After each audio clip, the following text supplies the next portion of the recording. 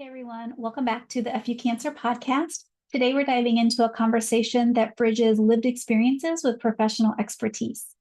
Our guest, Julianna Corraro, is a licensed clinical social worker, cancer survivor, and passionate advocate for adolescents and young adults facing serious illness. Her journey began at just 16 years of age when a swollen knee turned out to be an osteosarcoma, an aggressive type of bone cancer. So instead of enjoying her senior year of high school, she faced 29 rounds of chemotherapy, multiple surgeries, and the emotional whirlwind that comes with a life-changing diagnosis. Now cancer-free, she brings a uniquely layered perspective to her work, supporting adults through emotional, social, and psychological challenges of serious illness. Whether she's talking about body image, dating after cancer, or the strain on family relationships, Julianna leads with honesty, empathy, and a healthy dose of humor. Thanks for listening to the FU Cancer podcast. My name is Christina Rollins. I'm a dietitian, mom, and wife to a pretty awesome cancer survivor. We said FU to cancer nearly 25 years ago and are still going strong. I'm excited to share the FU Cancer movement, where we are a community of survivors, fighters, caregivers, and advocates, connecting our shared experiences, passion, and determination to live a holistic and well-balanced life. Stay tuned, because we've got a lot to talk about. Well, thank you so much for joining us on tonight's podcast episode. It's so great to have you here at FU Cancer. Thank you so much for having me. So take us back to that moment when your life shifted. So the day you found out that your knee pain was actually a cancer diagnosis. So I, at the time, was a junior in high school. It was 2012. It was the end of junior year in May. And I had just gotten back from school and was taking a nap. And I woke up to my sister's fingers on my neck, kind of checking my pulse, telling my mom over the phone, yeah, she's breathing, yeah, she's alive. So I was really confused why she was even asking these questions. And shortly after, my mom arrived home and she sat me down on her bed and she said, Juliana, the doctor called me about the MRI that you had this weekend, and they found a tumor in your femur. And my immediate reaction as a teenager was like, get this thing out of me, like cut my leg off, do what you got to do. I just want it gone. Mm-hmm. And I remember also asking my mom, is this cancer? Because I didn't know that tumors could ever be benign. I heard tumor and I immediately thought cancer. And she was like, well, Juliana, we're going to see the doctor. We don't know yet. But from her reaction, I kind of already knew. But I had never even thought that this could possibly be cancer. I, at the time, had a boot on my right foot because I had a torn tendon. So I thought I was just putting a lot of pressure on my left leg. And so it was causing my knee to swell. And I didn't really have any time to react. That week, I went to go see an orthopedic surgeon. And prior to that appointment, my sister was looking up online what it could possibly be. And she told the doctor, I think this is osteosarcoma. And my sister and I like to joke that this is the first time that WebMD was right, because he said, I think so too. And so within a week, I went from having this leg pain that I thought was a sports injury to it being cancer, to get a biopsy, a port placement, and chemo within a week. So I didn't have time to even process what was going on. I was just immediately in survival mode. Well, and something that you mentioned to me before we started recording is that your sister is actually your twin sister, right? And so how did your sister kind of help you through that treatment process? Not just the diagnosis, but kind of throughout your whole journey. Yeah. She's my twin sister. She's my best friend. And Ollie was the only person that treated me the same before my diagnosis, during my treatment, after treatment. I wasn't her sister, or I wasn't her sick sister. I was just her sister. She, still teased me. She still gave me a hard time when she needed to. She didn't coddle me, and she was the sense of normalcy that I needed. She would spend time after school, telling me about what's going on in school, telling me about current events, watching random YouTube videos with me. And so that really made me have something stable and something similar to how my life was before my diagnosis. She also made sure that I was thinking about the future and life outside of cancer. She Thankfully, my mom was able to advocate for me because I wanted to stay in school. So my sister would wheel me to my class, then run over to her class, then come back and wheel me to my next class. At the time, we were also applying for college. And so she would edit my essays that I wrote, like high on chemo and meds, and they probably needed a lot of edits. And so she was my rock, and she was my best friend. And I wasn't the girl who had cancer or her sister who had cancer. I was just her twin, who I was before. So you're a teenager, you've just received this incredible diagnosis, and then went on to have 29 rounds of chemotherapy and several surgeries. So, what was the hardest part about that experience? Like physically, emotionally, like tell us kind of what you were going through at that time. Well, the treatment was definitely brutal. I didn't feel like I had cancer or I was sick at the time of diagnosis. It wasn't until I actually got my treatment that I was like, oh wow, this is really bad. And at the beginning of treatment, they give you a packet. These are all the possible side effects that you can get. Well, I felt like my body was trying to be an overachiever and get all of them. I was consistently nauseous, very fatigued. I would vomit at any smell that I didn't like and in any moving vehicle. I had lost 30 pounds, so I literally looked like a skeleton and felt like one as well. The surgery was really intense, and I wasn't really able to participate in physical therapy as I would as maybe somebody else who was going through surgery. Mhm. And so it was a lot. However, I think harder than the physical aspects of cancer, um, what was harder for me as a teenager was the isolation, the disconnection that I felt from my peers. I was a teenager being treated at a children's hospital. When I walked the halls, there were rarely any teenagers, mostly kids that didn't really understand what was going on. And so, I didn't really fit in there. And then when I would go to school, um, I would interact with my peers and they would say, like, Julia, we missed you. And I would be like, really? Because I saw you got your permit and you can make it to the beach, but you can't visit me. And that's something that I actually wrote on Facebook while I was a teenager going through treatment. I just felt like the people who I thought were going to be there for me, like my peers, my teammates, I thought those people were going to show up when I was going through treatment, and they didn't. So I felt very isolated and disconnected from the people who I thought were going to be there for me and weren't.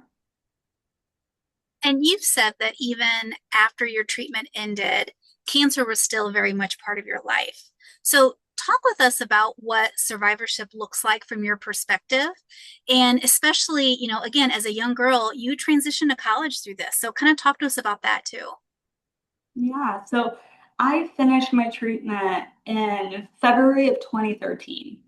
And so that fall, I moved from San Diego to LA to start my freshman year at UCLA. And so I was really excited to be like done with cancer. I was like, that's, a chapter that's passed and I'm on to my college life. And I was super excited. But then I was also physically like suffering from side effects and also adjusting. My body was still adjusting from the aftershocks of cancer and its treatment. And so when I started school, I remember sitting in lectures and I couldn't process the information, and it was really difficult for me to retain the information. And I remember calling my mom, like crying, and I was like, I'm gonna fail all my classes. Like something is wrong. Like I can't remember things. I can't process this information. I'm feeling off. And she was like, well, you got accommodations in high school. My school was really supportive in high school. I was going through treatment. And so she was like, so make an appointment with the Office of Student Disabilities there at UCLA to get accommodations. And I was like, you're right, Mom. So I did that. I had an appointment with the disability counselor. And so I was explaining, like, hey, I know I'm not bald and like in a wheelchair anymore, but I am still suffering from the side effects of my cancer treatment. And I mentioned something like chemo brain, and the disability counselor like got up, opened the door, and called in another counselor and was like, she's saying that she has like this thing called chemo brain. Have you ever heard of it? And the counselor was like, no, I have not. So I was super confused because I was like, how has nobody at UCLA ever had cancer before? Like, have they never interacted with a student who previously had cancer treatment? And so, they said, yeah, well, we're going to review your case and you'll get, um, a letter in, in your email, an award letter or something, or, accommodation letter. And I remember getting in, I opened it and it said 5 extra minutes. And I felt like that was like a slap in the face. Takes me 5 minutes to process one question. And thankfully, I have a mom that really advocates for me. And so I think she called them and like chewed them out and then helped me find a neuropsychologist so that I can get neuropsychological testing. And once I got that testing, it kind of proved to them that yes, I did have cognitive issues, I did have processing issues and memory, and I deserved accommodations. So a large part of survivorship or just like transitioning to college was having to learn how to advocate for myself in systems that are not set up for people who have chronic illnesses or cancer or disabilities that extend beyond, a short period. So I think you give a really great example of how long-term effects from treatment persist. So even when your cancer treatment is done, you ring the bell, you've moved on with your life, it's still there and there's still things that are happening. So what are some other common misconceptions about survivorship that you wish that people understood a little bit better? Yeah, I think going with that also is that kind of, yes, my cancer treatment, like my chemo was done, but I'm still getting cancer related care. We're constantly going for scans every 3 months, 6 months, 9 months, every year. And then, we're constantly seeing new specialists.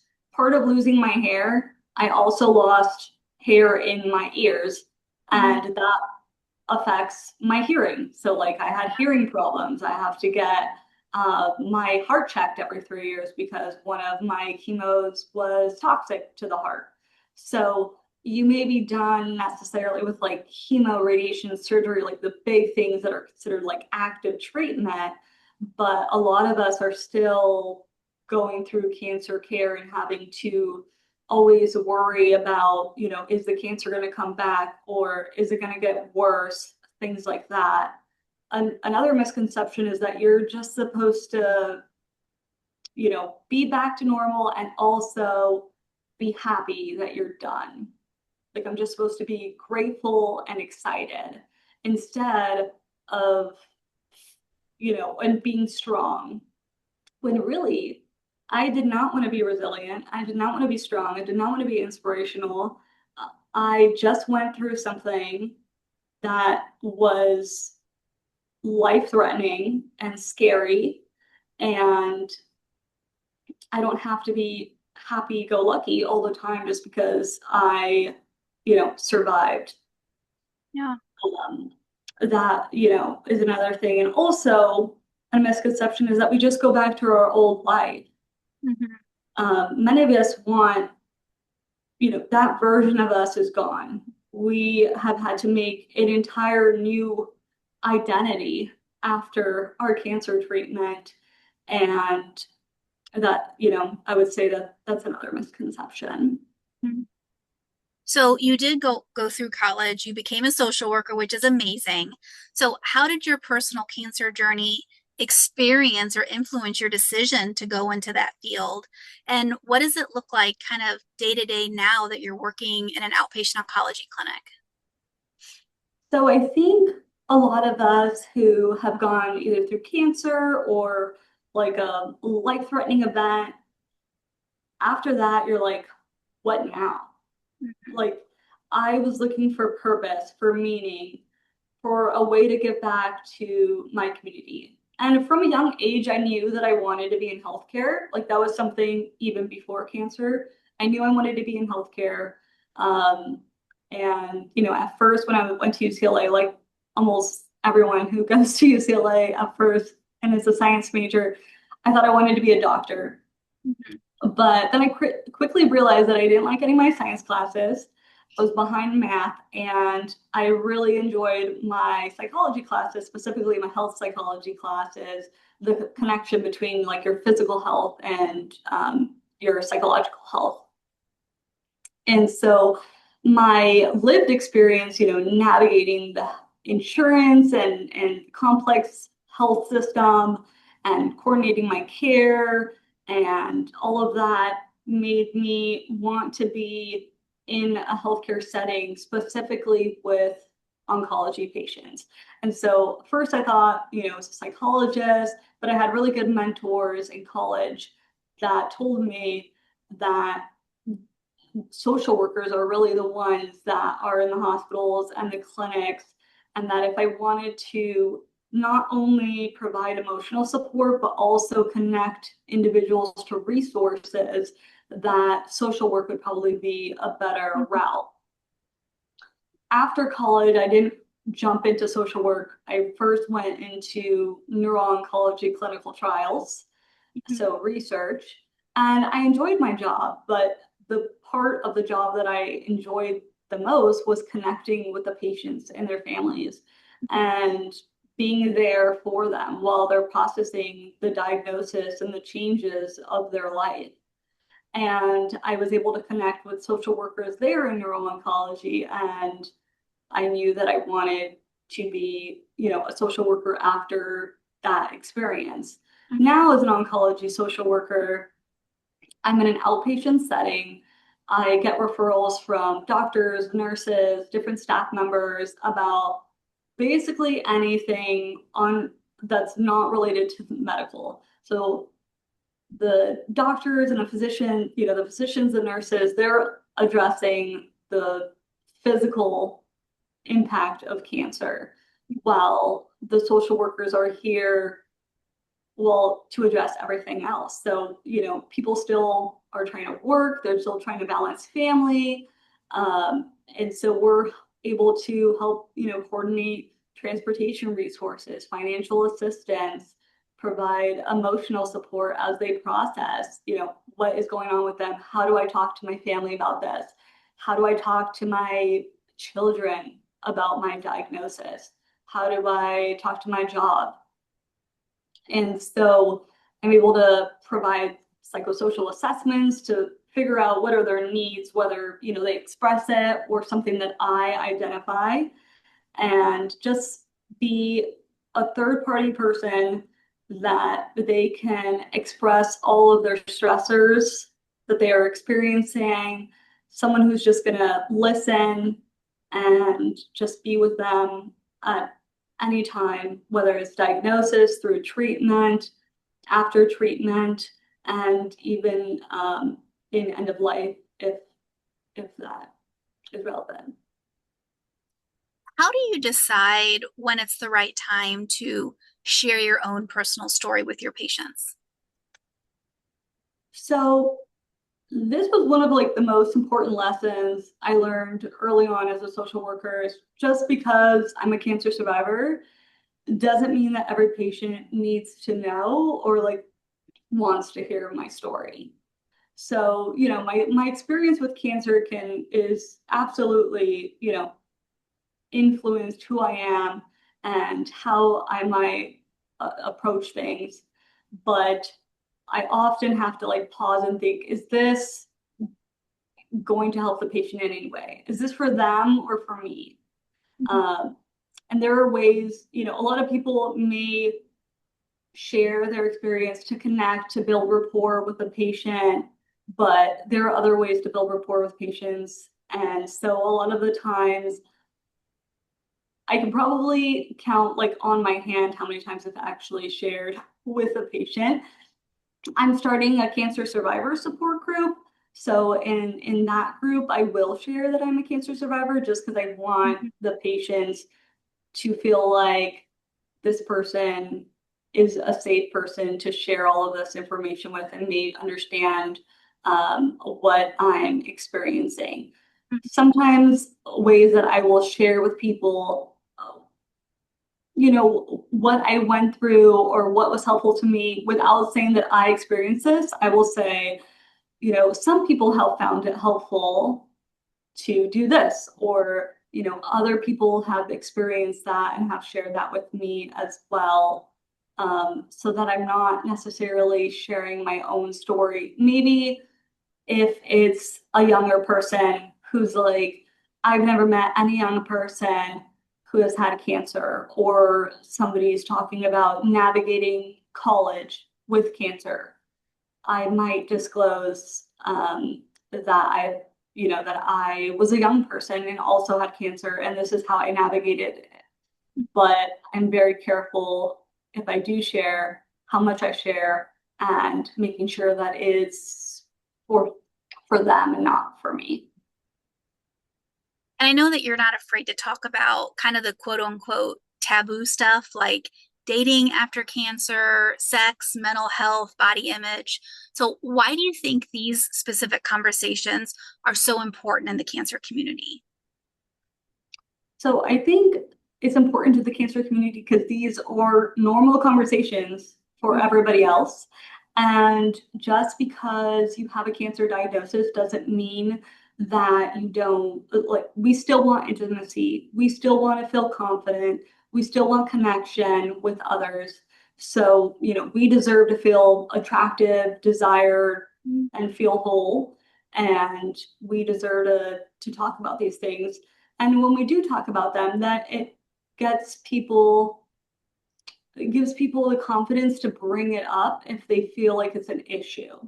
Um, Another, thing that for example, patients who are experiencing mastectomies, they may say like, I don't know how I'm ever going to feel sexy again. I don't know like how to talk to my partner about this. And so I'll, say like, tell me more about that.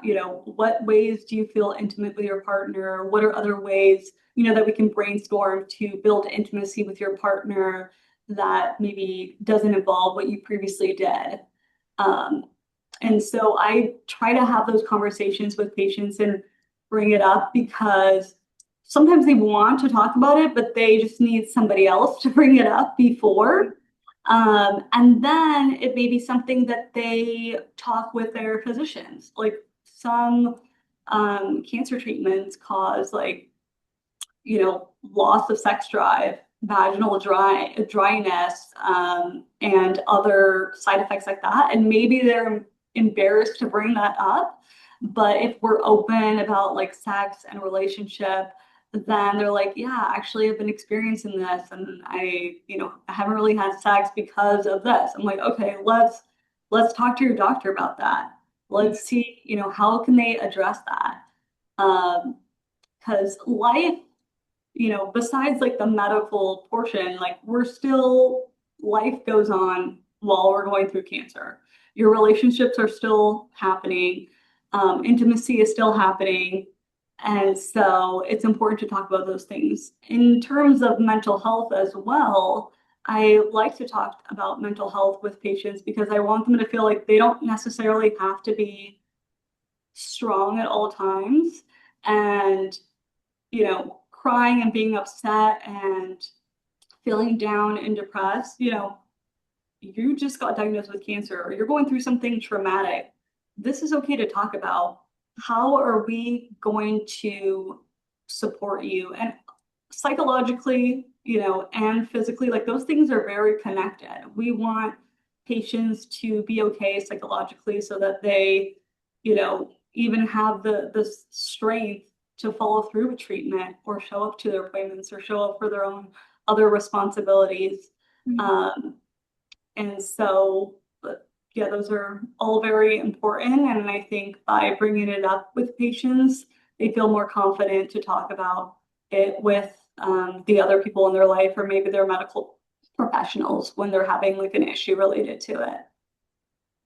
So, as someone who's been both a patient and a provider, how do you balance empathy with boundaries within your workplace? Yeah. So it's a constant balancing act. I think a lot of people that are drawn to social work, want to help, want to support people, have a lot of empathy. And also with my experience, I can a lot of times like connect with people or see myself and maybe like what the patients are experiencing. And it's it's very important to set boundaries and making sure that I'm not doing more than the client or like Mm-hmm. yeah, that's one way I would say like you can't work harder than the client is a thing that we say in social work. And also making sure that you have that you're not like overextending yourself or doing too much because you're going to burn out. Another thing too is I set boundaries by making sure that I'm trying not to work overtime. I leave my work phone at work. I do not have my email on my personal phone, like my work email on my personal phone. I try to make sure that I have a life outside of work as well. And I try not to, I want to be available for my patients, but I also want to empower them to address their own problems when, obviously when they can. And so I check in with myself regularly, am I making sure that I'm giving each patient the same amount of care and support? Am I doing too much? And am I like consistently available?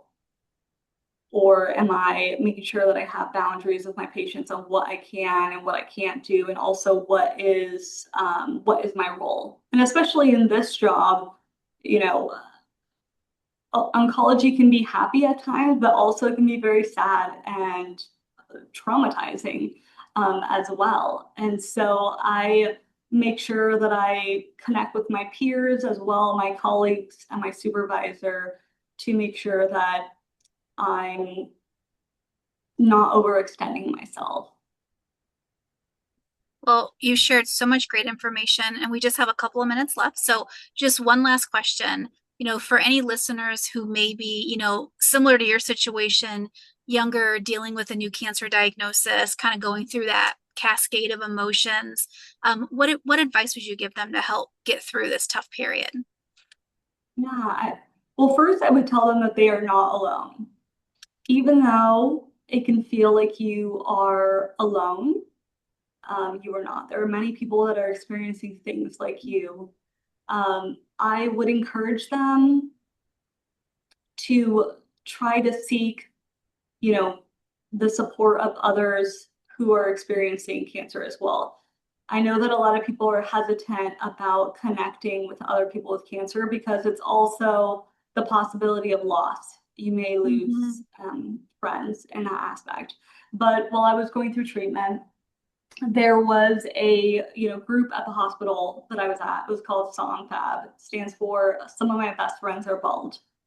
And it was an amazing support group of other teens. And I liked going to that group so much that one time I convinced an ER doctor to let me leave so that I can go to the support group and then come back.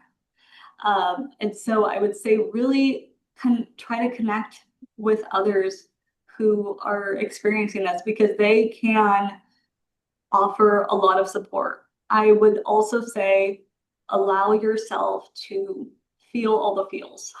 Mm. Like allow yourself to have all the emotions. You don't have to be positive all of the time.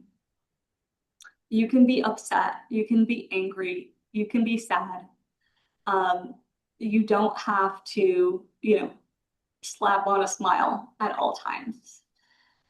Another thing I would say is you have to advocate for yourself. And you also have to communicate with your support group or like support system what it is that you need.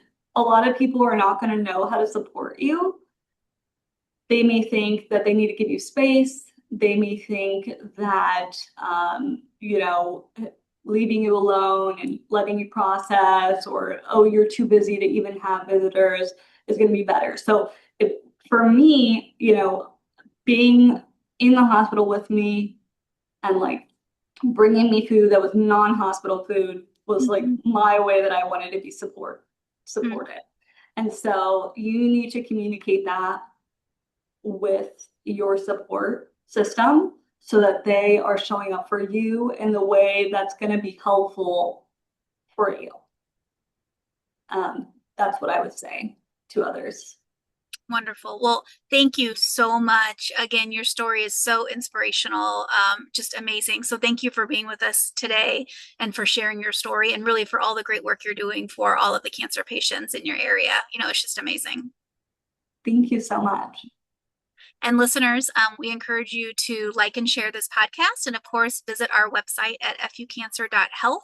We have a ton of cancer related resources available. So check it out whenever you get a chance. Until next time, I'm Christina Rollins. Thanks for listening.